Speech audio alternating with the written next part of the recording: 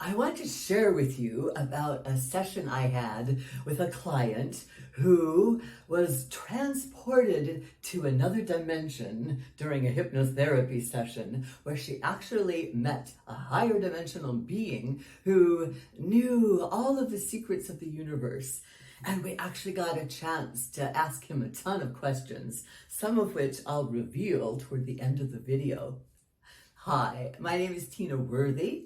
I'm a hypnotherapist and a QHHT practitioner, quantum healing hypnosis technique. And I love bridging the gap between science and spirituality, because we are spiritual beings having a human experience. And I love the discovery of who and what we really are. And hypnotherapy, or getting into these layers of consciousness, is a great way to do that.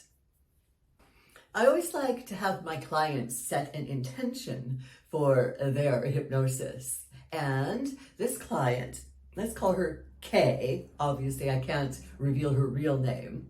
Her intention was to meet one of her guides. And boy, did she.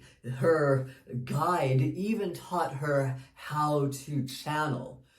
But I'm getting ahead of myself. So the session starts out normally. I take her to the beautiful place, and from there she goes across this bridge. Now, I didn't know then, but at that point, this guide was already becoming her guide in the session as well. Remember all of these objects, all of these symbols, because they all have deeper meanings. So, you with me so far? So pay attention. When Kay went across the bridge, she found a pair of binoculars.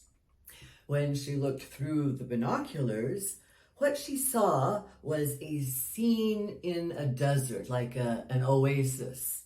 But as she was looking through them, she felt like her body was spinning. The tent was covered in beautiful veils of lavender and pink, and by the entrance were two camels.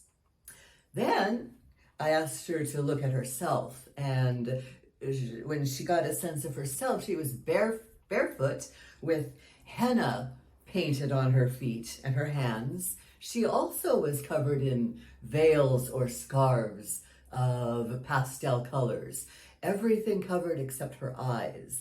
And she had bangles on her wrists that made a beautiful sound as she moved. When she got to the tent, she lifted the first veil and stepped into that section of the tent. And there was another veil. And through the veil, she could see that there was a figure sitting on like a throne, but she knew that she wasn't quite ready to be in his presence yet. Then, from nowhere, came these indigo hands, which carried a basin of water and helped her wash her feet, dry her feet. What happened next is the figure from the other side of the veil lifts his hand, and she knows she is being given permission to lift the final veil. And when she does so, she discovers this old man on a golden throne, but his head is flat and shaped like a plate, and it's as wide as his shoulders. And when she enters, he comes off the throne and goes to her and looks deeply into her eyes. And his energy is very caring. And he's really wanting to make sure she's okay. He then shows her the outside of the tent. And she's surprised to find that the oasis is gone. And now they're just like an island of just the tent. And now I'm going to jump ahead a little bit in the session to the point where I got permission to ask this being questions. So I asked, what may we call you? And this is a quote, I am a point in sacred geometry. I reside in a tetrahedron. My name is more understood in your awareness as a sequence of numbers. You may call me 7,000. He went on to say, before I transcended to another assignment, I was in Kay's soul tribe.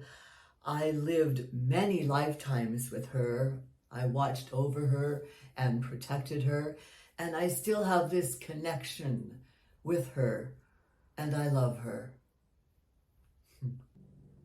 Right after the session, the little curious scientist in me had to look up what a tetrahedron is, especially in sacred geometry. And I discovered that in sacred geometry, the tetrahedron holds the geometry of the vacuum of all matter. And when you put two tetrahedrons, one facing up and the other down, this is known as the vehicle of light, a complete equilibrium that all life and creation is based on. Well, at this time, I am just feeling so honored to be talking to this transcended sacred geometry being from who knows what dimension, and with the permission to ask questions.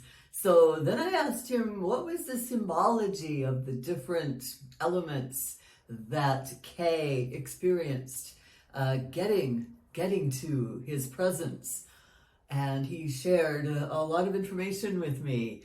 So the binoculars, turns out they were a portal.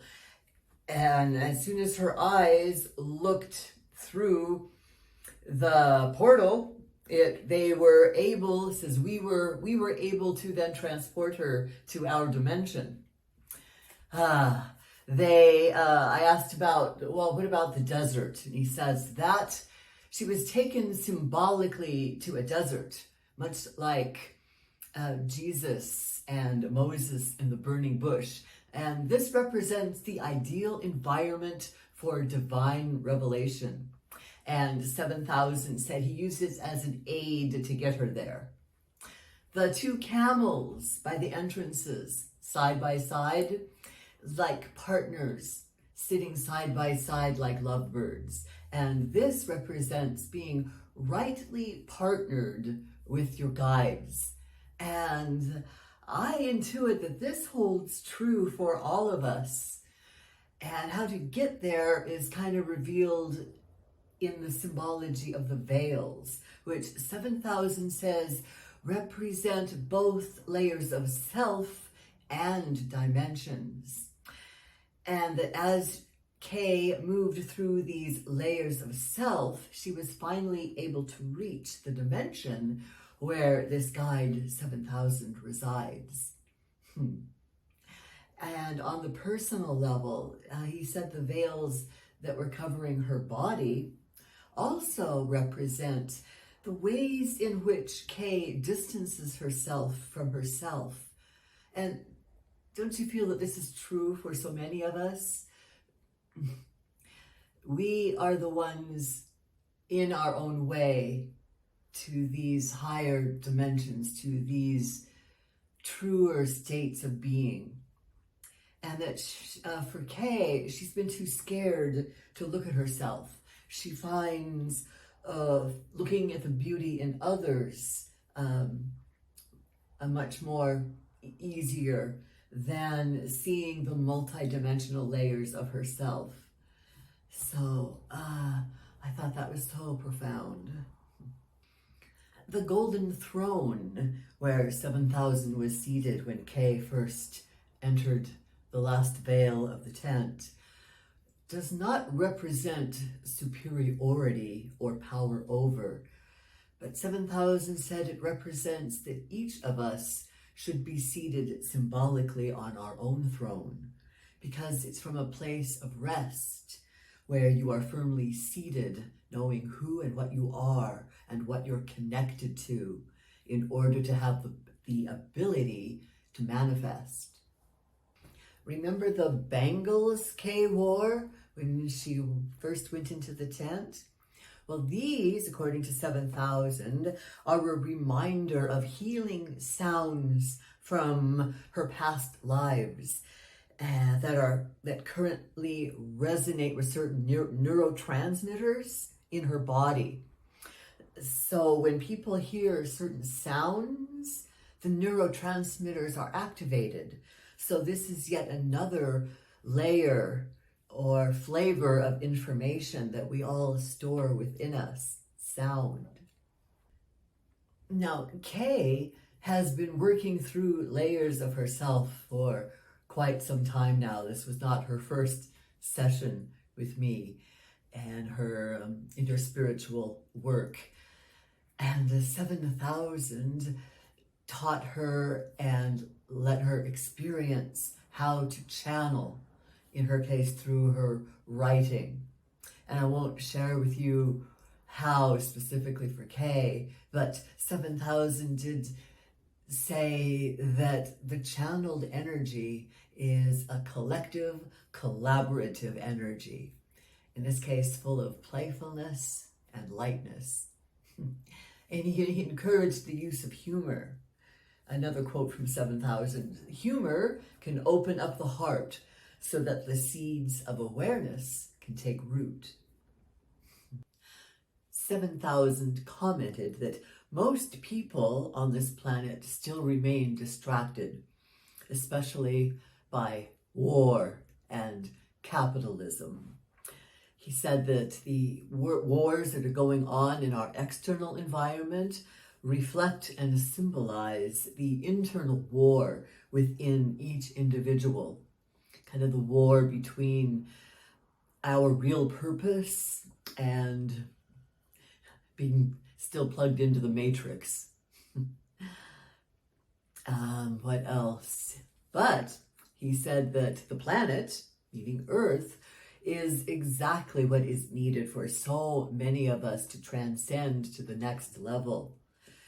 Because Earth herself is transcending to another level of consciousness. This is also something 7,000 revealed. And those that are most out of alignment will have the most difficult time with this transition. I am always blown away by what can happen during a hypnosis session. I have links underneath if you'd like to go to my website. I have programs that I've created to facilitate and accentuate your spiritual awakening.